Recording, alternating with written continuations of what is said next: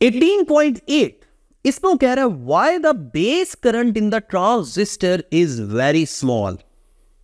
सामने आपको एक ट्रांजिस्टर नजर आ रहा है, मैं इमेजिन कर लेता हूं मेरे पास NPN ट्रांजिस्टर है, जिसमें दरमियान वाला जो रीजन है जारी बात है वो बेस होता है। उस तरफ वाला रीजन फर्स्ट कर लें एमिटर है, इस तरफ वाला रीजन जो है वो कलेक्टर है। बेस के बारे में हम ये जानते हैं कि बेस के बारे में मैंने आपको दो बातें बताई थी कि बेस की विड्थ भी सबसे कम होती है और बेस के अंदर कंसंट्रेशन ऑफ इंप्योरिटी ये भी सबसे कम होती है। बेस की विड्थ मैंने आपको क्या बताया था, तकरीबन 10⁻⁻⁶ मीटर होती है, इतनी विड्थ इसकी कम होती है और इसमें कंसंट्रेशन ऑफ इंप्योरिटी भी कम है, यानी इसके जो चार्ज कैरियर्स हैं वो भी बहुत थोड़े होंगे, विड्थ भी कम है, चार्ज कैरियर्स की तादाद भी कम है। तो हम कह सकते हैं कि बेस बेचारे की वजह से जो करंट फ्लो करेगा वो भी ना होने के बराबर बड़ा नेग्लिजिबल सा very very small current flow करेगा। यही इस क्वेश्चन का आंसर है कि बेस करंट की value very small a few ohms negligible क्यों होती है, क्योंकि बेस की विड्थ भी मिनिमम है, बेस के अंदर कंसंट्रेशन ऑफ इंप्योरिटी भी मिनिमम है। ठीक है, इसके अलावा हम ये भी कह सकते हैं कि जो कलेक्टर के साथ हमने बैटरी लगाई होती है ना, आपको याद होगा मैंने आपको बाइसिंग करवाई थी, मैं आपको पूरा सर्किट भी यहां पे शो कर देता हूं कॉमन बेस कॉन्फ़िगरेशन में, जिसमें बेस दरमियान में कॉमन है और कलेक्टर के साथ हमने आउटपुट पे बड़ी बैटरी लगाई थी एज कंपेयर टू एमिटर वाली बैटरी। एमिटर के साथ छोटी बैटरी थी और कलेक्टर के साथ बड़ी बैटरी थी। बड़ी बैटरी जो है मैक्सिमम मेजॉरिटी चार्ज कैरियर्स को अपनी तरफ खींच लेती है और बेस बेचारे की तरफ बहुत थोड़े से करंट को फ्लो करवाने देती है, इसीलिए base current negligible very few ohms होता है। तो इसकी कुछ रीजंस मैंने आपको पहले बताई, विड्थ वाली रीजन, कंसंट्रेशन ऑफ इंप्योरिटी वाली, और तीसरी रीजन आप ये भी कह सकते हैं कि जो आउटपुट के लिए बैटरी लगी होती है वो बड़ी होती है एज कंपेयर टू इनपुट वाली बैटरी। ठीक है, 18.9 पर आ जाए। 18.9 में कह रहा है what is the biasing requirement of the junctions of transistor for its normal operation. वो कह रहा है नॉर्मल ऑपरेशन में जंक्शन ऑफ ट्रांजिस्टर जो है इनकी बाइसिंग रिक्वायरमेंट्स क्या है। तो देखिए मैं ऐसा करता हूं, आपको ट्रांजिस्टर जो है ना बड़ी सिंपल सी ऑपरेशन में मैं आपको ट्रांजिस्टर की शक्ल दिखा देता हूं कॉमन बेस कॉन्फ़िगरेशन में।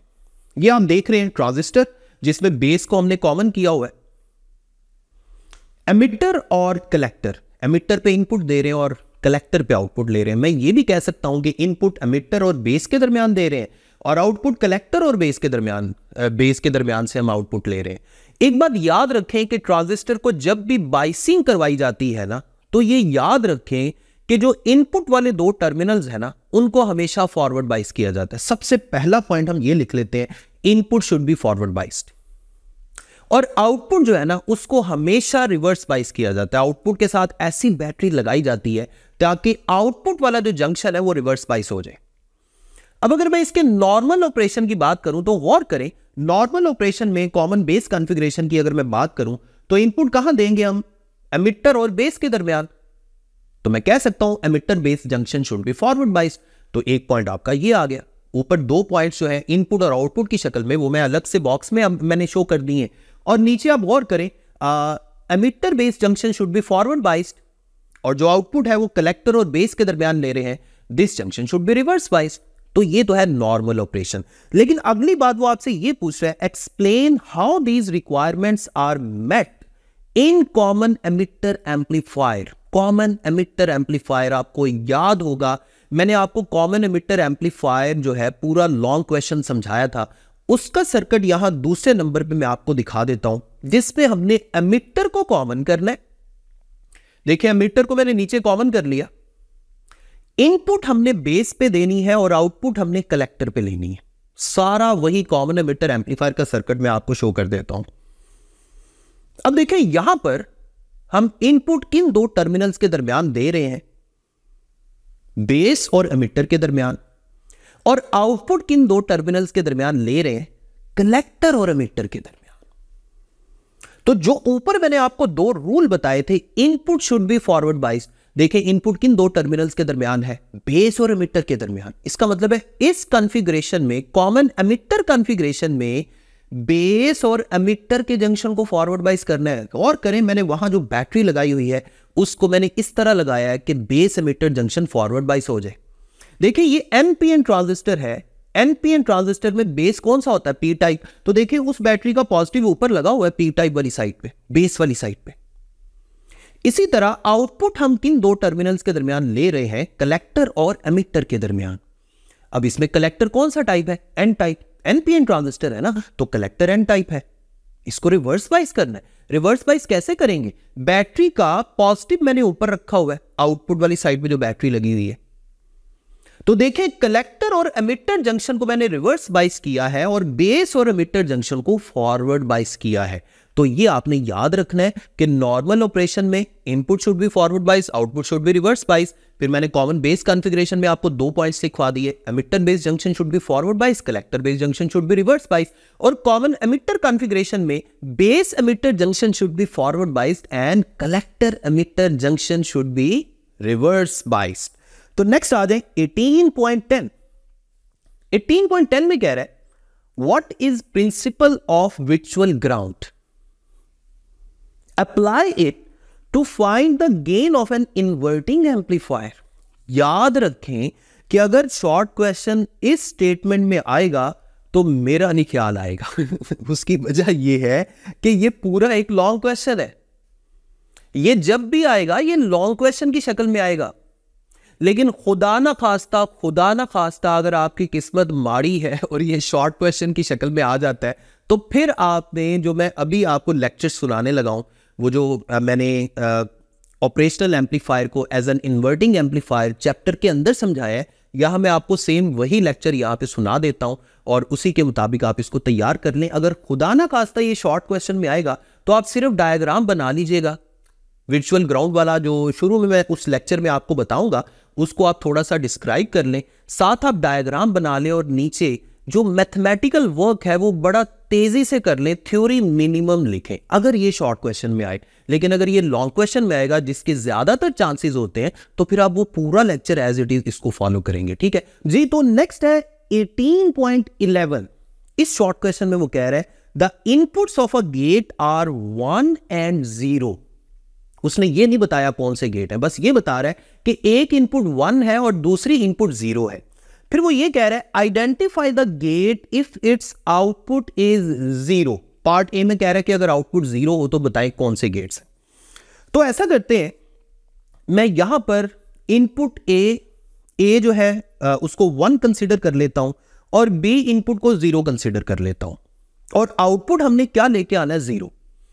अब आपने जितने भी गेट्स पढ़े हैं उनमें नॉट गेट के अलावा बाकी 6 के 6 गेट्स पे सोचना शुरू कर दे। देखिए एक इनपुट 1 है, दूसरी 0 है और आउटपुट हमने 0 लेके आनी है। मैं बात कर रहा हूं पार्ट ए की, इस शॉर्ट क्वेश्चन के पार्ट ए की। अब ऐसा करें, इन दोनों इनपुट्स को मल्टीप्लाई करें। तो क्या मल्टीप्लाई करने पे आंसर 0 नहीं आ रहा? बिल्कुल आ रहा है। तो मैं कह सकता हूं, और ये बताएं मल्टीप्लीकेशन किस गेट पे की जाती है? एंड गेट में। इसका मतलब है सबसे पहला गेट हम यहां कंसिडर कर सकते हैं एंड गेट। कौन सा गेट? And gate. और एंड गेट में हम अगर बूलियन एक्सप्रेशन के मुताबिक सॉल्व करें, ए डॉट बी होगा ना इसका बूलियन एक्सप्रेशन। यानी एंड गेट की अगर मैं बात करूं, यहां मैं लिख लेता हूं for and gate if A is 1 and B is 0, यानी दोनों में से एक इनपुट 1 है, दूसरी इनपुट 0 है। और एंड गेट का बूलियन एक्सप्रेशन क्या होता है? एक्स यानी output is equal to A dot B, यानी ए इंटू बी। तो 1 को 0 से मल्टीप्लाई करेंगे, आंसर 0 आ गया। यही हमारी रिक्वायरमेंट है। इसका मतलब है एक आंसर तो इसका बन गया एंड गेट का। अब मजीद सोचें, एक इनपुट 1 है, दूसरी इनपुट 0 है, आंसर 0 लेके आना है आउटपुट के तौर पे। अब एक काम करें, दोनों को ऐड करके उल्टा दें। दोनों को ऐड करें क्या आएगा? 1। उल्टाएंगे तो क्या आएगा? 0। बताएं वो कौन सा गेट है जो ऐड करके उल्टाता है? ये है नॉर गेट। इसका मतलब है दूसरा आंसर हमारा हो सकता है नॉर गेट। नॉर गेट का बूलियन एक्सप्रेशन क्या था? देखिए मैं यहां दूसरे स्टेप में लिख लेता हूं for NOR gate. NOR gate में एक इनपुट ए को 1 कह दिया, बी को 0 कंसीडर कर लिया जो उसने हमें बताया है, और नॉर गेट का आगे मैं बूलियन एक्सप्रेशन लिख देता हूं output x is equal to A plus B, सारे के ऊपर बार। अब ऐसा करें, ए की जगह 1 लिख लें, बी की जगह 0 लिख लें। 1 प्लस 0 क्या होता है? 1। और ऊपर बार को जब हम सॉल्व करेंगे तो उल्टा के 0 हो गया। यही हमारी रिक्वायरमेंट है। इसका मतलब है दूसरा आंसर इसका क्या है? NOR gate. और तीसरा आंसर इसका बनता है जनाब एक्सक्लूसिव और गेट। मैंने जब आपको ट्रुथ टेबल करवाया था तो एक्सक्लूसिव और गेट पे हमने ये डिस्कस किया था कि अगर दोनों इनपुट्स में से एक 1 है और दूसरी 0 है तो आउटपुट 0 बनेगी। डिफरेंट इनपुट्स के लिए एक्सक्लूसिव और गेट 0 आउटपुट देता है। एक्सक्लूसिव और गेट का मैं आपको बूलियन एक्सप्रेशन भी बता देता हूं। तीसरे पॉइंट पे हम लिख लेते हैं फॉर एक्सक्लूसिव और गेट, यानी एक्स और गेट, एक्सक्लूसिव और नहीं, एक्स नॉर गेट। ठीक है, एक्सक्लूसिव नॉर गेट की मैं बात कर रहा हूं, मैं फिर अपनी बात को रिपीट कर रहा हूं कि ये एक्सक्लूसिव नॉर गेट है। ठीक है, एक्सक्लूसिव नॉर गेट का जो बूलियन एक्सप्रेशन है वो क्या होगा, output x is equal to a into B bar plus a bar into B और फिर सारे का बार। इसको हम सॉल्व कर लेते हैं। a की वैल्यू क्या है 1 और b की क्या है 0। जब b बार करेंगे 0 को उल्टाएंगे तो 1 हो जाएगा ना, यानी पहली टर्म में a की जगह 1 आ गया और b बार की जगह भी 1 आ गया। 1 इंटू 1 1 हो गया, इसके नीचे मैंने 1 लिख दिया। दूसरी टर्म में क्या लिखा हुआ है, a bar into b, a क्या था 1, 1 का बार करेंगे तो 0 हो जाएगा, यानी a बार इंटू b की जगह आ जाएगा 0 इंटू 0, b की जगह भी 0 लिख दिया तो दूसरी टर्म 0 आ गई। 1 और 0 को ऐड किया तो क्या आ गया 1, लेकिन इसमें एक बड़ा सा बार भी ऊपर लगा हुआ है, वो क्या करेगा, वो 1 को फिर उल्टाकर 0 कर देगा। इसका मतलब है हमारे पास 3 पॉसिबल गेट्स आ गए आंसर के तौर पे। पहला मैंने आपको क्या बताया था, एंड गेट, दूसरा मैंने क्या बताया था, नॉर गेट, और तीसरा मैंने क्या बताया है, एक्सक्लूसिव नॉर गेट। ठीक है, क्लियर, समझ आ गई। अच्छा, अब मैं दूसरी बात करने लगा हूं, वो अगेन हमसे ये कह रहा है, सेम वही क्वेश्चन है, the inputs of gate are 1 and 0, identify the gate if its output is. अब पार्ट बी की मैं बात करने लगा हूं, आउटपुट पार्ट बी में वो क्या बता रहा है 1। देखिए, अगर आउटपुट 0 आ रही थी तो 3 गेट्स मैंने यहां पर लिस्ट कर दिए, तो अगर आउटपुट 0 के उलट यानी 1 आएगी तो फिर बाकी 3 गेट्स आने चाहिए। क्लियर, यानी अब 3 मजीद जो बाकी के 3 गेट बच गए हैं वो इस आंसर में लिख दें। ठीक है, हमने एंड गेट को तो पहले कंसीडर कर लिया, एंड किससे कौन सा गेट बच गया, और यहां और आ जाएगा। दूसरी तरफ हमने नॉर को कंसीडर कर लिया पार्ट ए में, तो यहां फिर नैंड आ जाएगा। और तीसरे नंबर पे एक्सक्लूसिव नॉर गेट को हमने पार्ट ए में कंसीडर कर लिया, तो पार्ट बी में फिर कौन सा गेट बचा, एक्सक्लूसिव और गेट। तो इसका मतलब है यहां 3 आंसर आएंगे आपके पास, और, नैंड और एक्सक्लूसिव और इन तीनों की डिस्क्रिप्शन भी मैं सामने लिख देता हूं। तीनों को एक ही स्टेप में हम कर लेते हैं, ये अब बड़ी आसानी से आपको समझ आ जाएगी। देखें, ऐड करने से, यानी और गेट ऐड करता है ना, तो a प्लस b करें, 1 और 0 को ऐड करें, आंसर 1 ही आएगा, यही हमारी रिक्वायरमेंट है। और नैंड गेट क्या करता है, मल्टीप्लाई करके उल्टाता है, 1 और 0 को मल्टीप्लाई करेंगे तो 0 आएगा, उल्टा के 1 आएगा, यही हमारी रिक्वायरमेंट है। और एक्सक्लूसिव और गेट क्या करता है, जाहिर बात है जो एक्सक्लूसिव नॉर गेट कर रहा था उससे उल्टा ही करेगा ना, तो सिंपल आप यहां पे 1 लिख दें, क्योंकि एक्सक्लूसिव नॉर ने यहां आउटपुट 0 दिया था ना, तो एक्सक्लूसिव और जो है वो आउटपुट 1 दे देगा। That's it. तो यही है इस शॉर्ट क्वेश्चन का आंसर। इसकी डिस्कशन थोड़ी सी लंबी हो गई है, लेकिन आपको समझ आनी चाहिए, हमारा मेन मकसद यही है। 18.12 जो आखिरी जो 12th शॉर्ट क्वेश्चन है, ये बेसिकली एक एमसीक्यू टाइप का शॉर्ट क्वेश्चन है, तो इसमें कुछ एमसीक्यूज है, उनको हम डिस्कस कर लेते हैं। सबसे पहले वो कह रहा है कि क्वेश्चन की स्टेटमेंट में उसने लिखा है टिक द करेक्ट आंसर, तो करेक्ट आंसर पे हम टिक कर देंगे। वो कह रहा है सबसे पहले नंबर पे, अ diode characteristic curve is plot between. आपको याद होगा पीएन जंक्शन डायोड में हमने फॉरवर्ड बाइस्ड और रिवर्स बाइस्ड दोनों के लिए कैरेक्टरिस्टिक कर्व बनाई थी। तो याद रखें कि ये जो कैरेक्टरिस्टिक कर्व है ये करंट और वोल्टेज के दरमियान होती है, तो इसका मतलब है इसका करेक्ट आंसर हो जाएगा वोल्टेज एंड करंट, जो चार्ली सी ऑप्शन में लिखा हुआ है। इसी तरह सेकंड पॉइंट पे वो कह रहा है the colour of light emitted by LED depends upon. तो ये बात याद रखें, अभी मैं आपको लाइट एमिटिंग डायोड के बारे में वो जो सिलिकॉन वाला क्वेश्चन था उसमें मैं बता के आया हूं कि जो लाइट का निकलना है, जो एनर्जी का निकलना है, ये उस बैरियर पोटेंशियल की वैल्यू पे डिपेंड करता है। और बैरियर पोटेंशियल किस पे डिपेंड करता है, जाहिर बात है ये उस मटेरियल पे डिपेंड करेगा जिस मटेरियल का पीएन जंक्शन डायोड हमने बनाया हुआ है। तो इसका मतलब है हम कह सकते हैं कि कलर ऑफ लाइट जो एलईडी से बाहर आ रही है ये किस पे डिपेंड करेगी, ये उस मटेरियल की नेचर पे डिपेंड करेगी। तो इसलिए इसका करेक्ट आंसर हम लिखेंगे डेल्टा ऑप्शन में जो लिखा हुआ है the type of semiconductor material used.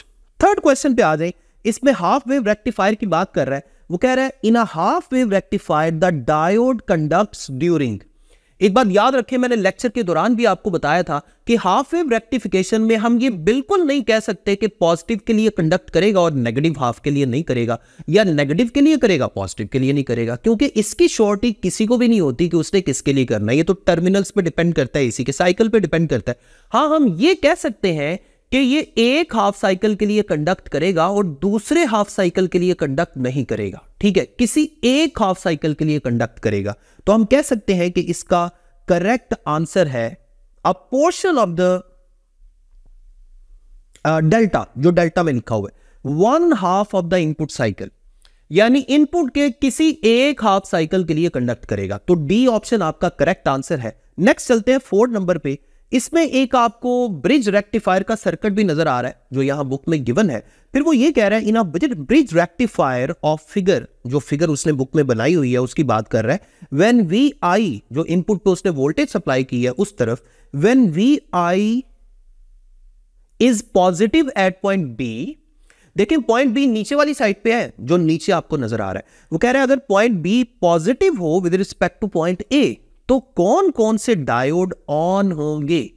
तो गौर करें, जो नीचे वाला पॉइंट बी है उसका हमने कंसिडर किया कि वो पॉजिटिव है, तो गौर करें नीचे जो डायोड D2 लगा हुआ है उसका पी टाइप पॉजिटिव से जुड़ा हुआ है। D2 का पी टाइप किससे जुड़ा हुआ है? पॉइंट बी के साथ। और अभी हमने क्या बोला कि पॉइंट बी पॉजिटिव है, इसका मतलब है D2 जो है ये फॉरवर्ड बाइस हो जाएगा। और दूसरी तरफ ऊपर पॉइंट ए हमने नेगेटिव किया हुआ है, और अगर पॉइंट ए नेगेटिव है तो गौर करें D4 जो बिल्कुल D2 के ऑपोजिट है, D4 का N टाइप नेगेटिव से जुड़ा हुआ है, इसका मतलब है D4 भी फॉरवर्ड बाइस्ड है। बाकी दोनों डायोड रिवर्स बाइस्ड हैं, तो हम कह सकते हैं कि D2 एंड D4 ये दोनों फॉरवर्ड बाइस्ड हैं। इसका मतलब है ये दोनों कंडक्ट करेंगे, यानी ये दोनों ऑन स्विच के तौर पे बिहेव करेंगे। तो इसलिए इसका आंसर हो जाएगा अल्फा, यानी ऑप्शन ए। नेक्स्ट है question number 5। The common emitter current amplification factor beta is given by. एक बात याद रखें, मैंने लेक्चर में भी आपको बताया था कि अगर एमिटर को कॉमन किया जाए तो इनपुट बेस पर देते हैं और आउटपुट कलेक्टर पे लेते हैं। इसका मतलब है इनपुट करंट बेस करंट होगा और आउटपुट करंट कलेक्टर करंट होगा।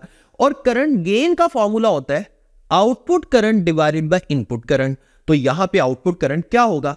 IC यानी कलेक्टर करंट, और इनपुट करंट क्या होगा, यानी नीचे क्या आएगा?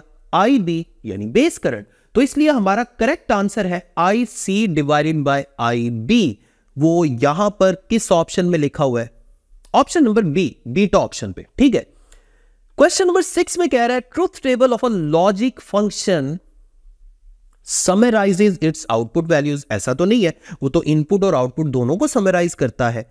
तो इसलिए चार्ली ऑप्शन ठीक है, display all it's input output possibilities. यही है ट्रुथ टेबल की डेफिनेशन कि ट्रुथ टेबल में जो लॉजिक फंक्शंस है या जो लॉजिक ऑपरेशंस है उसमें इनपुट की भी सारी पॉसिबिलिटीज और आउटपुट की भी सारी पॉसिबिलिटीज हम डिस्प्ले करवाते हैं। 7 नंबर क्वेश्चन में कह रहा था आउटपुट ऑफ अ 2 इनपुट्स और gate is 0 only when it's both inputs are 0। Simple सी बात है, अगर दोनों इनपुट्स को 0 करेंगे तो फिर तब ही आउटपुट 0 आएगा और गेट के लिए, क्योंकि और गेट एडिशन के ऑपरेशन को फॉलो करता है। तो जारी बात है 0 को 0 में ऐड करेंगे फिर ही आंसर 0 आएगा। अगर दोनों इनपुट्स में से कोई एक इनपुट भी 1 हो जाएगी तो आउटपुट कभी भी 0 नहीं आ सकता, क्योंकि और गेट ने क्या करना है? ऐड करना है। तो इसका आंसर हो गया option A. 8th number question, 8वें क्वेश्चन में वो कह रहा है a 2 inputs NAND gate with inputs A and B as output 0 has an output 0। वो कह रहा है कि एक NAND गेट है जिसकी 2 इनपुट्स है A और B, जिसकी आउटपुट हमें 0 मिल रही है। तो देखें गेट कौन सा है? NAND gate. ये 0 आउटपुट कब देता है? जब दोनों इनपुट्स 1 हो। दोनों इनपुट्स क्या हो? 1। NAND गेट क्या करता है? मल्टीप्लाई करके उल्टाता है। तो जब दोनों 1 होंगी, आप दोनों को मल्टीप्लाई करेंगे तो 1 आएगा, उल्टाने से फिर क्या आ जाएगा? 0 आ जाएगा। इसका मतलब हम कह सकते हैं कि इस क्वेश्चन का आंसर है when both inputs are at 1, यानी डेल्टा आंसर। डी ऑप्शन आपकी करेक्ट है। क्वेश्चन नंबर 9 में वो कह रहा है the truth table shown below is for. ये सामने आपको जो ट्रुथ टेबल नजर आ रहा है, आप गौर करें, इसमें सिमिलर इनपुट्स के लिए आउटपुट 1 आ रहा है और डिफरेंट इनपुट्स के लिए आउटपुट 0 आ रहा है। यानी अगर A 1 है B 0 है, या A 0 है और B 1 है, दोनों सूरतों में आउटपुट 0 आ रहा है। लेकिन जब दोनों इनपुट्स या 0 0 है या 1 1 है, तो आप गौर करें आउटपुट 1 आ रहा है। और हम जानते हैं कि ये किस गेट में होता है,